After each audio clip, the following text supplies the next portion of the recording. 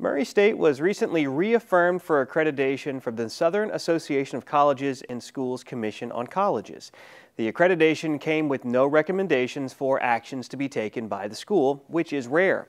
Here to tell us what this means for Murray State is Provost Dr. Jay Morgan. Dr. Morgan, thanks for being here. Thanks, Chad. Glad to be here on this cold but very clear day.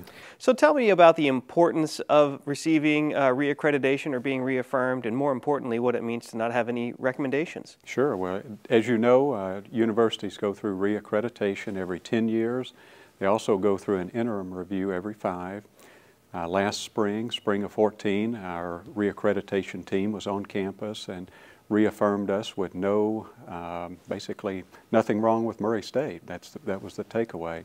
I think what that shows is the strength of our university, the strength of our faculty, our academic programs, our staff, and our students as well. So it's very much a milestone for Murray State and really gives us a clean and green light to go forward for the next 10 years. So essentially this sounds like a big deal for the university, but if you were to distill that down to the parent or student, what do they need to know about an institution receiving accreditation? Well, any student or parent that's considering college for themselves or a family member needs to, number one, check that university or college to make sure that they are regionally accredited.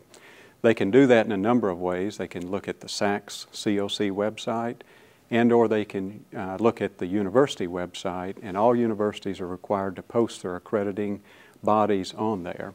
That's one of the first things that a student or a family member should check if they have a loved one that's considering college. And what benefit does that provide to a student attending an accredited university? Sure. Well, Chad, it assures that their credits taken at that university will be applicable for a degree and/or transferring to another accredited university. Murray State, much like other universities, cannot accept non-accredited university credits. So it's important to note, even though a student may be going to community college or taking a course through an online provider somewhere with no bricks and mortar, that institution is accredited, so when they transfer to Murray State, we can accept their credits. More importantly, it gives us the singular ability to offer student financial aid.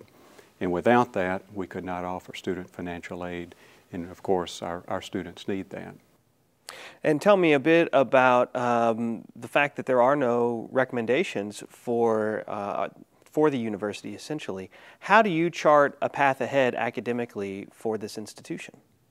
Looking forward, Chad, as you said, we do have a clean slate right now with our regional accreditors. Going forward, what we're going to do is use Dr. Davies' strategic plan that will be coming out later on this spring, early summer, coupling that along with our academic plan that we did last year, and then also pushing discipline-specific accreditations. We have about 23 or 24 discipline-specific accreditations on campus among our programs. And going forward, we'd like to increase that by 3 or 4 over the next couple of years, thus showing more academic strength at Murray State. Does this roll into this new strategic planning process that's happening now? It does. We started working on it some last year, and upon Dr. Davies' arrival, he jump-started a very nice strategic plan, and leading out of that, the two will begin to fit hand in glove, and we'll be pushing on 3 or 4 new programs, as well as new accreditations for next year and the year after. Well, Murray State Provost Dr. Jay Morgan, thanks so much for coming by and speaking with us. Thank you very much, Chan.